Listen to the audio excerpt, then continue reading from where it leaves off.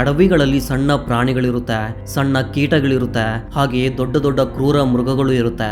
ಆದರೆ ಇಂತಹ ಕ್ರೂರ ಮೃಗಗಳ ಮಧ್ಯೆ ಈ ಪುಟ್ಟ ಜೀವಿಗಳು ಹೇಗೆ ಬದುಕಲು ಸಾಧ್ಯವಾಗುತ್ತಿದೆ? ಅವುಗಳಿಗೆ ಇರುವ ಸೂಪರ್ ಪವರ್ಗಳ ಮೂಲಕ.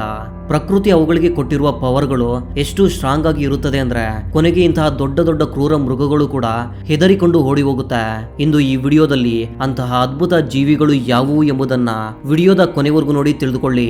ಹಾಗೆ ಈ ವಿಡಿಯೋಗೆ ಒಂದು ಲೈಕ್ ಮಾಡಿ, ನಮ್ಮ ಯೂಟ್ಯೂಬ್ ಚಾನಲ್ ಅನ್ನ ಈಗಲೇ ಸಬ್ಸ್ಕ್ರೈಬ್ ಮಾಡ್ಕೊಳ್ಳಿ. ಸ್ಕಂಕ್ ನೋಡಲು ಬ್ಲಾಕ್ ಅಂಡ್ ವೈಟ್ ಬಣ್ಣದಲ್ಲಿ ತುಂಬಾ ಕ್ಯೂಟ್ ಆಗಿ ಕಾಣಿಸ್ತಾ ಇರುವ ಈ ಸಸ್ತನಿಗೆ ಯಾವುದಾದ್ರೂ ಅಪಾಯ ಎದುರಾದ್ರೆ ತಕ್ಷಣ ಅದರ ಹಿಂಭಾಗದಲ್ಲಿರುವ ಅನಲ್ ಗ್ಲಾಂಡ್ಸ್ ನಿಂದ ಒಂದು ಭಯಂಕರವಾದ ಕೆಮಿಕಲ್ ಅನ್ನು ಸ್ಪ್ರೇ ಮಾಡುತ್ತೆ. ಆ ಕೆಮಿಕಲ್ ಮನುಷ್ಯರ ಕಣ್ಣಿಗೆ ಬಿದ್ದರೆ ತಕ್ಷಣ ಕಣ್ಣು ಉರಿಯುವುದು, ಕಣ್ಣೀರು ಸುರಿಯುವುದು ಮತ್ತು ಸ್ವಲ್ಪ ಸಮಯದವರೆಗೆ ದೃಷ್ಟಿ ಕೂಡ ಕಾಣಿಸದ ಪರಿಸ್ಥಿತಿ ಉಂಟಾಗುತ್ತೆ. ಇದೇ ಪರಿಸ್ಥಿತಿ ಪ್ರಾಣಿಗಳಿಗೂ ಕೂಡ ಎದುರಾಗುತ್ತೆ. ಈ ಸಸ್ತನಿಯನ್ನ ಕೊಲ್ಲಲು ಬಂದ ಪ್ರಾಣಿಗಳ ಮೇಲೆ ಕೂಡ ಇದು ಸ್ಪ್ರೇ ಮಾಡಿದಾಗ ಆ ಪ್ರಾಣಿಗಳು ಒಂದು ಸೆಕೆಂಡ್ ಕೂಡ ಯೋಚಿಸದೆ ಅಲ್ಲಿಂದ ತಕ್ಷಣ ಓಡಿ ಹೋಗುತ್ತೆ. ಯಾಕಂದ್ರೆ ಇದರ ಕೆಮಿಕಲ್ ಎಂಬುದು ಅಷ್ಟು ಪವರ್ಫುಲ್ ಆಗಿ ಸಲ್ಫರ್ ನಿಂದ ಕೂಡಿರುತ್ತೆ. ಯಾವುದೇ ಪ್ರಾಣಿ ಈ ಸಸ್ತನಿಯನ್ನ ಕೊಲ್ಲಲು ಬಂದಾಗ ಇದು ತಕ್ಷಣ ಸ್ಪ್ರೇ ಮಾಡೋದಿಲ್ಲ. ಮೊದಲಿಗೆ ಅದರ ಹಿಂದೆ ಇರುವ 2 ಕಾಲುಗಳನ್ನ ಮೇಲಕ್ಕೆತ್ತಿ ಆ ಪ್ರಾಣಿಯನ್ನ ಹೆದರಿಸಲು ಪ್ರಯತ್ನಿಸುತ್ತೆ. ಆದ್ರೂ ಆ ಪ್ರಾಣಿ ಹೆದರದೇ ಇದ್ರೆ ಆಗ ತನಗಿರುವ ಸೂಪರ್ ಪವರ್ ಅನ್ನ ಇದು ರಿಲೀಸ್ ಮಾಡುತ್ತೆ. ಇದು ಬರೋಬ್ಬರಿ 10 ಅಡಿ ದೂರದವರೆಗೆ ಆ ಕೆಮಿಕಲ್ ಅನ್ನ ಸ್ಪ್ರೇ ಮಾಡಬಲ್ಲದು. ಎಂತಹ ಶತ್ರುಗಳ ಮೇಲಾದ್ರೂ ಪರ್ಫೆಕ್ಟ್ ಆಗಿ ಆ ಸ್ಪ್ರೇಯನ್ನ ಅವರ ಕಣ್ಣಿಗೆ ಬೀಳುವಂತೆ ಮಾಡುತ್ತೆ. ಈ ಸಸ್ತನಿಗಳು ಹೆಚ್ಚಾಗಿ ರಾತ್ರಿಯ ಸಮಯದಲ್ಲಿ ಆಕ್ಟಿವ್ ಆಗಿದ್ದು ಕೀಟಗಳನ್ನ, ಹಣ್ಣುಗಳನ್ನ ಮತ್ತು ಗಿಡಗಳನ್ನ ಕೂಡ ಆಹಾರವಾಗಿ ತೆಗೆದುಕೊಳ್ಳುತ್ತೆ.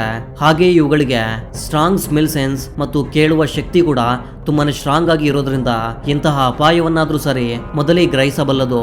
ಇನ್ನು ಅಗತ್ಯವಿದ್ರೆ ಈ ನೆಲದಲ್ಲಿ ತಕ್ಷಣ ಒಂದು ರಂಧ್ರವನ್ನ ಕ್ರಿಯೇಟ್ ಮಾಡಿಕೊಂಡು ಅಲ್ಲಿ ಅಡಗಿ ಕುಳಿತು ತನ್ನ ಪ್ರಾಣವನ್ನ ಕಾಪಾಡಿಕೊಳ್ಳುತ್ತೆ.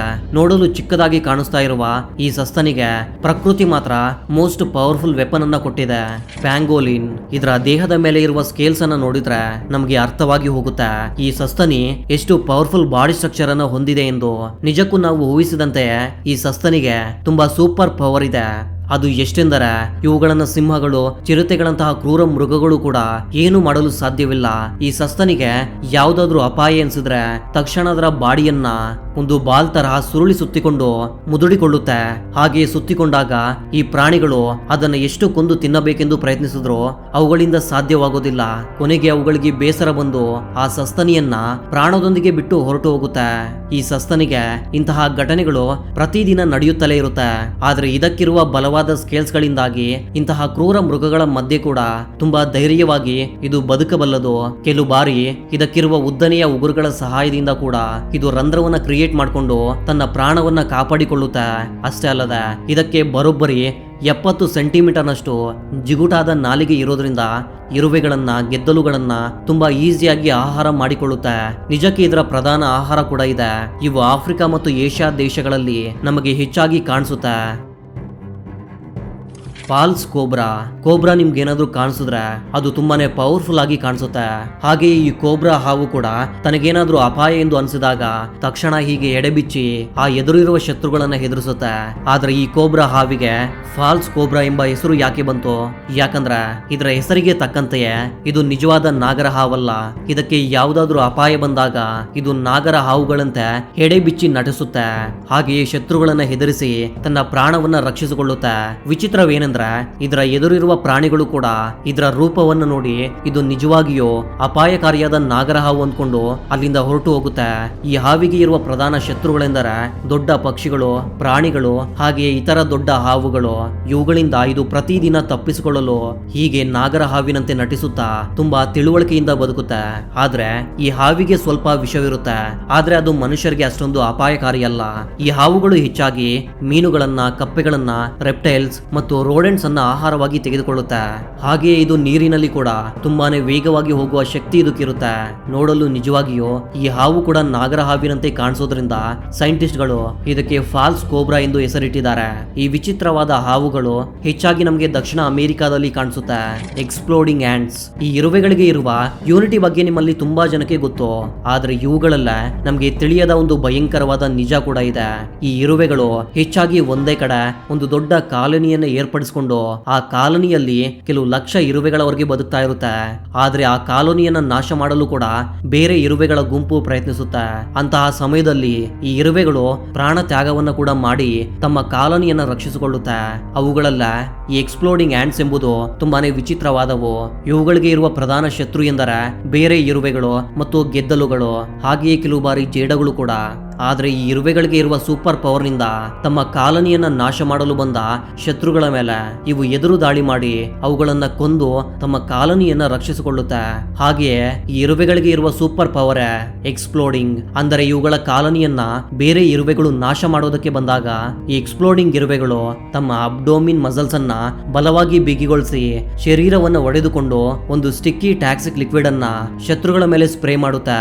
ಆ ಲಿಕ್ವಿಡ್ ಬಿದ್ದ ತಕ್ಷಣ ಎನಿಮಿ ಇರುವೆಗಳು ಅಲ್ಲಾಡೋದಕ್ಕೆ ಆಗದೆ ಅಲ್ಲಿಯೇ ಸತ್ತು ಹೋಗುತ್ತೆ. ಹಾಗೆ ಎಕ್ಸ್ಪ್ಲೋಡ್ ಮಾಡಿದ ಇರುವೆಗಳು ಕೂಡ ಅಲ್ಲೇ ಸತ್ತು ಹೋಗಿ ತಮ್ಮ ಕಾಲೋನಿಯಲ್ಲಿರುವ ಇರುವೆಗಳನ್ನ ಬದುಕಿಸಲು ಪ್ರಾಣ ತ್ಯಾಗವನ್ನ ಮಾಡುತ್ತೆ. ಈ ಇರುವೆಗಳು ಹೆಚ್ಚಾಗಿ south East Asia, Borneo, Thailand ಹಾಗೆಯೇ ಮಲೇಷ್ಯಾದಲ್ಲಿ ಕೂಡ ಹೆಚ್ಚಾಗಿ ಕಾಣಿಸಿಕೊಳ್ಳುತ್ತೆ. ಬೊಂಬಾರ್ಡಿಯರ್ ಬೀಟಲ್, ಈ ಕೀಟಕ್ಕೆ ಇರುವ ಸೂಪರ್ ಪವರ್ ತಿಳಿದ್ರೆ ನಿಜಕ್ಕೂ ಸ್ಟನ್ ಆಗಿ ಹೋಗ್ಲೇಬೇಕು. ಪ್ರಕೃತಿ ಇದಕ್ಕೆ ಕೊಟ್ಟಿರುವ ಆ ಸೂಪರ್ ಪವರ್ ಅನ್ನ ಈ ಕೀಟ ಕೂಡ ಅಷ್ಟೇ ಪರ್ಫೆಕ್ಟ್ ಆಗಿ ಉಪಯೋಗಿಸಿಕೊಳ್ತಾ ಇದೆ. ಇದರ ಬಾಡಿಯಲ್ಲಿ 100 ಡಿಗ್ರಿ ಸೆಲ್ಸಿಯಸ್ ಉಷ್ಣತೆಯಲ್ಲಿ ಕುದಿಯುವ ಒಂದು ಭಯಂಕರ ಕೆಮಿಕಲ್ ಇರುತ್ತೆ. ಯಾವ ಜೀವಿಯಾದ್ರೂ ಈ ಕೀಟದ ಮೇಲೆ ದಾಳಿ ಮಾಡ್ತಾ ಇದ್ರೆ ತಕ್ಷಣ ಅಷ್ಟೊಂದು ಬಿಸಿಯಾಗಿರುವ ಆ ಕೆಮಿಕಲ್ ಅನ್ನ ಅವುಗಳ ಮೇಲೆ ಸ್ಪ್ರೇ ಮಾಡಿಬಿಡುತ್ತೆ. ಅಷ್ಟೇ, ಆ ಬಿಸಿಗೆ ಮತ್ತು ಆ ಕೆಮಿಕಲ್ ಎಫೆಕ್ಟ್ಗೆ ಎದುರುಗಡೆ ಇರುವ ಯಾವ ಶತ್ರುವಾದ್ರೂ ಅಲ್ಲಿಂದ ತಕ್ಷಣ ಓಡಿ ಹೋಗ್ಲೇಬೇಕು. ನಿಜಕ್ಕೆ ಈ ಕೀಟಕ್ಕೆ ಇರುವ ಪ್ರಧಾನ ಶತ್ರುಗಳೆಂದರೆ ಪಕ್ಷಿಗಳು, ಹಲ್ಲಿಗಳು, ಕಪ್ಪೆಗಳು ಹಾಗೆ ದೊಡ್ಡ ಕೀಟಗಳು. ಆದ್ರೂ ಕೂಡ ಇದರ ಕೆಮಿಕಲ್ ಅಟ್ಯಾಕ್ಸ್ ಗಳಿಂದಾಗಿ ಅವು ಇವುಗಳ ಹತ್ತಿರ ಕೂಡ ಬರಲು ತುಂಬಾನೇ ಹೆದರ್ತವೆ. ಈ ಕೀಟ ತನ್ನ ಅಬ್ಡೋಮಿನ್ ಅನ್ನ ಶತ್ರುಗಳ ಕಡೆಗೆ ತಿರುಗಿಸಿ ಅಕ್ಯೂರೇಟ್ ಆಗಿ ಸ್ಪ್ರೇ ಮಾಡಬಲ್ಲದು. ಇದರ ಮತ್ತೊಂದು ಸ್ಪೆಷಲ್ ಎಬಿಲಿಟಿ, ಅಗತ್ಯವಿದ್ರೆ ಇದು ಸತತವಾಗಿ ಹಲವು ಬಾರಿ ಕೂಡ ಈ ಎಕ್ಸ್ಪ್ಲೋಷನ್ ತರಹದ ಸ್ಪ್ರೇಯನ್ನ ಬಿಡುಗಡೆ ಮಾಡಬಲ್ಲದು. ಇದು ಹೆಚ್ಚಾಗಿ ರಾತ್ರಿಯ ವೇಳೆಯಲ್ಲಿ ಆಕ್ಟಿವ್ ಆಗಿದ್ದು ಸಣ್ಣ ಸಣ್ಣ ಕೀಟಗಳನ್ನ ಆಹಾರವಾಗಿ ತೆಗೆದುಕೊಳ್ಳುತ್ತೆ. ಈ ಅದ್ಭುತವಾದ ಸೂಪರ್ ಪವರ್ ಹೊಂದಿರುವ ಈ ಕೀಟಗಳು Africa, Asia, north and south America, ಇನ್ನು ಯುರೋಪ್ ನಲ್ಲಿ ಕೂಡ ನಮಗೆ ಹೆಚ್ಚಾಗಿ ಕಾಣಿಸುತ್ತೆ. ವಿನೆಗರೋನ್, ಇದು ನೋಡಲು ತುಂಬಾನೇ ಭಯಂಕರವಾಗಿ ತುಂಬಾನೇ ಪವರ್ಫುಲ್ ಆಗಿ ಕಾಣಿಸುವ ಜೇಡದ ಕುಟುಂಬಕ್ಕೆ ಸೇರಿದ ಒಂದು ಸ್ಪೆಷಲ್ ಜೀವಿ. ಇದರ ರೂಪ ಕೂಡ ತುಂಬಾನೇ ಅದ್ಭುತವಾಗಿರುತ್ತೆ. ಯಾಕಂದ್ರೆ ಅದರ ಮುಂಭಾಗ ಚೇಳಿನ ತರಹ, ಹಿಂಭಾಗ ಅಚ್ಚುಕಟ್ಟಾಗಿ ಜೇಡಿನ ತರಹ ಇರುತ್ತೆ. ಇನ್ನು ಅದರ ಹಿಂಭಾಗದಲ್ಲಿರುವ ಬಾಲದ ಭಾಗ ಇದಕ್ಕೆ ಒಂದು ಸ್ಪೆಷಲ್ ಸೂಪರ್ ಪವರ್ ಇದ್ದಂತೆ. ಇದಕ್ಕೆ ಯಾವಾಗ್ಲಾದ್ರೂ ಅಪಾಯ ಎಂದು ಅನಿಸಿದ್ರೆ ತಕ್ಷಣ ಆ ಬಾಲದ ಭಾಗದಿಂದ ಒಂದು ಆಸಿಡ್ ಲಿಕ್ವಿಡ್ ಅನ್ನ ಸ್ಪ್ರೇ ಮಾಡುತ್ತೆ. ಆ ಸ್ಪ್ರೇ ನಲ್ಲಿ ಆಸಿಟಿಕ್ ಆಸಿಡ್ ಇರೋದ್ರಿಂದ ಪ್ರಿಡೇಟರ್ ಗಳು ತಕ್ಷಣ ಅಲ್ಲಿಂದ ಓಡಿ ಹೋಗುತ್ತೆ. ದೊಡ್ಡ ಪಕ್ಷಿಗಳು, ಹಲ್ಲಿಗಳು ಮತ್ತು ಸಸ್ತನಿಗಳು ಇದನ್ನ ಕೊಲ್ಲಲು ಎಷ್ಟು ಪ್ರಯತ್ನ ಮಾಡಿದ್ರು ಕೂಡ ಇದಕ್ಕಿರುವ ಸೂಪರ್ ಪವರ್ ನಿಂದ ಕೊನೆಗೆ ಅದರ ಹತ್ತಿರ ಬರಲು ಕೂಡ ಹೆದರುತ್ತೆ. ಇವು ಹೆಚ್ಚಾಗಿ ರಾತ್ರಿ ಹೊತ್ತು ಆಕ್ಟಿವ್ ಆಗಿದ್ದು ಸಣ್ಣ ಪುಟ್ಟ ಕೀಟಗಳನ್ನ ತಿನ್ನುತ್ತಾ ಬದುಕ್ತಾ ಇರುತ್ತೆ. ಒಂದೊಂದು ಬಾರಿ ಈ ನೆಲದಲ್ಲಿ ರಂಧ್ರಗಳನ್ನ ಮಾಡ್ಕೊಂಡು ಅದರಲ್ಲಿ ಕೂಡ ಅಡಗಿ ಕುಳಿತು ತಮ್ಮ ಪ್ರಾಣವನ್ನ ಕಾಪಾಡಿಕೊಳ್ಳುತ್ತೆ. ನಿಜಕ್ಕೆ ನೋಡಲು ಇದರ ರೂಪ ತುಂಬಾನೇ ಭಯಂಕರವಾಗಿ ಕಾಣಿಸಿದ್ರು ಕೂಡ ಇದಕ್ಕೆ ಯಾವುದೇ ವಿಷ ಎಂಬುದು ಇರೋದಿಲ್ಲ. ಹಾಗೆಯೇ ಮನುಷ್ಯರಿಗೂ ಕೂಡ ಇದು ಅಷ್ಟೊಂದು ಅಪಾಯಕಾರಿ ಏನೂ ಅಲ್ಲ. ಅದಕ್ಕೆ ಕೆಲವು ಜನರು ಇವುಗಳನ್ನ ಹಿಡಿಯಲು ತುಂಬಾನೇ ಇಷ್ಟಪಡ್ತಾರೆ. ಈ ವಿಚಿತ್ರವಾದ ಕ್ರಿಯೇಚರ್ ಅಮೆರಿಕಾ, ಆಫ್ರಿಕಾ ಮತ್ತು ಏಷ್ಯಾ ದೇಶಗಳಲ್ಲಿ ನಮ್ಗೆ ಹೆಚ್ಚಾಗಿ ಕಾಣಿಸುತ್ತೆ. ಮ್ಯಾಂಟಿಸ್ ಶ್ರಿಂಪ್, ನೋಡಲು ತುಂಬಾನೇ ಚಿಕ್ಕದಾಗಿ ಕಾಣಿಸ್ತಾ ಇರುವ ಈ ಸಮುದ್ರ ಜೀವಿ ಈ ಸಮುದ್ರದಲ್ಲಿ ಒಂದು ದೊಡ್ಡ ಗೊಂದಲವನ್ನೇ ಸೃಷ್ಟಿ ಮಾಡಿದೆ. ಇದಕ್ಕಿರುವ ಬಿಗ್ಗೆಸ್ಟ್ ಸೂಪರ್ ಪವರ್ ಅಂದ್ರೆ ಅದರ ಪಂಜಾದಿಂದ ಬುಲೆಟ್ ಅಷ್ಟು ವೇಗದಲ್ಲಿ ಪಂಚ್ ಮಾಡಬಹುದು.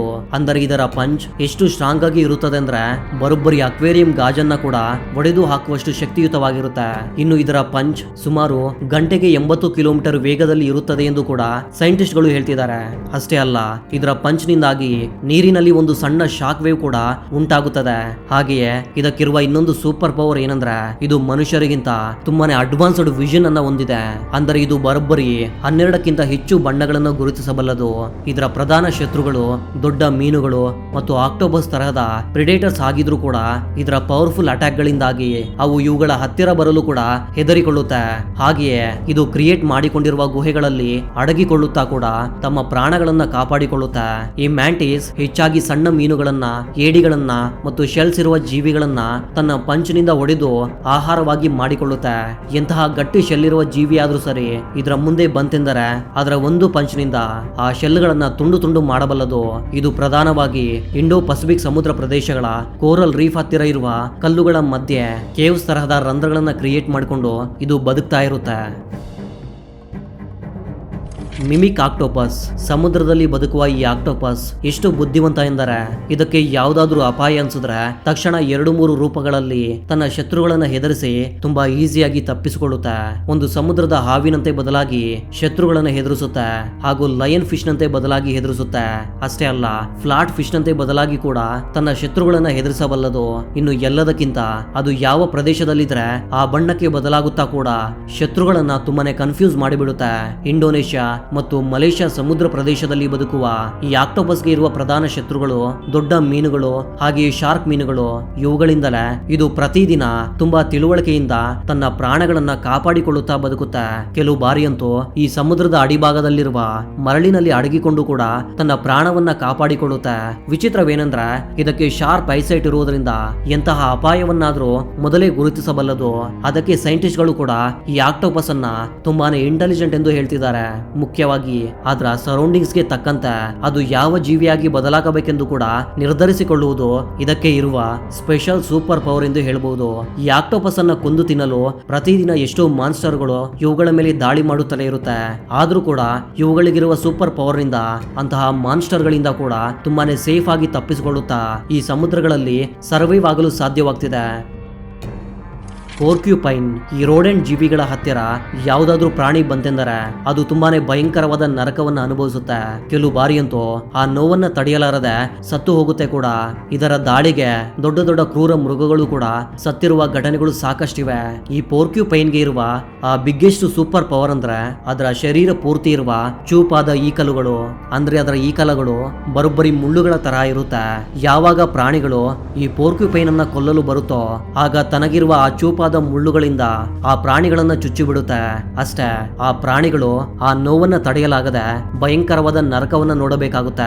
ಸಿಂಹಗಳು, ಚಿರತೆಗಳು, ನರಿಗಳು, ಇನ್ನು ಇಂತಹ ದೊಡ್ಡ ಹಾವುಗಳು ಕೂಡ ಇವುಗಳ ಜೊತೆಗೆ ಜಗಳಕ್ಕೆ ಹೋಗಿ ಪ್ರಾಣ ಹೋಗುವ ಸ್ಟೇಜ್ಗೆ ಕೂಡ ಹೋಗಿವೆ.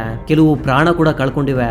ಕೆಲವು ಹಾವುಗಳು ತಿಳಿಯದೆ ಈ ರೋಡೆಂಟ್ ಗಳನ್ನ ನುಂಗಿ ಬಿಡೋದ್ರಿಂದ ಆಮೇಲೆ ಆ ಮುಳ್ಳುಗಳು ಈ ಹಾವಿನ ಬಾಡಿಯ ಒಳಗಿನಿಂದ ಚುಚ್ಚಿಕೊಂಡು ಹೊರಗೆ ಬಂದು ಆಗ ಆ ಹಾವು ಪಡುವ ನರಕ ಅಷ್ಟಿಷ್ಟಲ್ಲ, ತುಂಬಾ ದಾರುಣವಾದ ನರಕವನ್ನ ನೋಡಿ ಅದು ಸತ್ತು ಹೋಗುತ್ತೆ. ಕೆಲವು ಕ್ರೂರ ಮೃಗಗಳಿಗೆ ಈ ರೋಡೆಂಟ್ ಅಪಾಯ ಅಂತ ಗೊತ್ತಿದ್ರು ಕೂಡ ಅದನ್ನ ಹೇಗಾದ್ರೂ ಕೊಂದು ತಿನ್ಬೇಕು ಎಂದು ಅದರ ಮೇಲೆ ದಾಳಿ ಮಾಡುತ್ತಲೇ ಇರುತ್ತೆ. ಕೊನೆಗೆ ಆ ದಾಳಿಯಲ್ಲಿ ಆ ಕ್ರೂರ ಮೃಗವೇ ದಾರುಣವಾಗಿ ಗಾಯಗೊಂಡು ಸಾಯುವ ಸ್ಟೇಜ್ಗೆ ಕೂಡ ಹೋಗುತ್ತೆ. ನಿಜಕ್ಕೂ ಪ್ರಕೃತಿ ಇದಕ್ಕೆ ತುಂಬಾನೇ ಅದ್ಭುತವಾದ ಸೂಪರ್ ಪವರ್ ಅನ್ನು ಕೊಟ್ಟಿದೆ.